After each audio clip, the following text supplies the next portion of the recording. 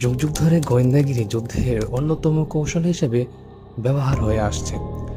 রাষ্ট্রের নিজস্ব স্বার্থ উদ্ধার কিংবা শত্রুপক্ষের উপর আধিপত্য বিস্তারের ক্ষেত্রে এই টেকনিক ব্যবহার করা হয়ে থাকে।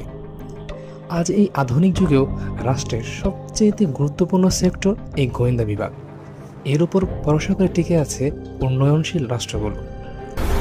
মোসাদ নামটি হয়তো নিশ্চয়ই শুনেছেন। এটি একটি ইসরায়েলি গোয়েন্দা সংস্থা।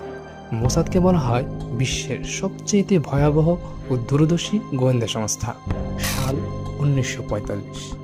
তৎকালীন ইসরায়েলের প্রধানমন্ত্রী ডেভিড বেন-গুরিয়ন তার খুব কাছের বন্ধু রিউভেন শিউলাকে সুপারিশ করলেন মোসাদ প্রতিষ্ঠা করার জন্য, যা সেন্ট্রাল ইনস্টিটিউট অফ কার্ডিশন নামেও পরিচিত।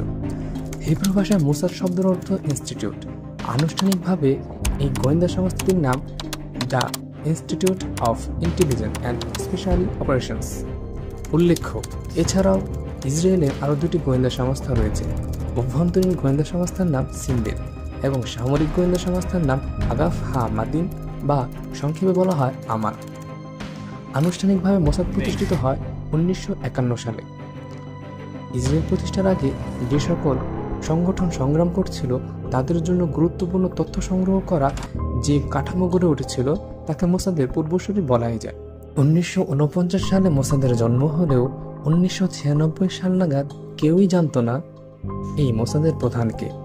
কারণ মোসাদের প্রতিষ্ঠাতা তৎকালীন ইসরায়েলের প্রধানমন্ত্রী ডেভিড বেন-গুরিয়ন মনে করতেন গোয়েন্দা বৃত্তি ইসরায়েলের প্রধান লাইন অফ ডিফেন্স।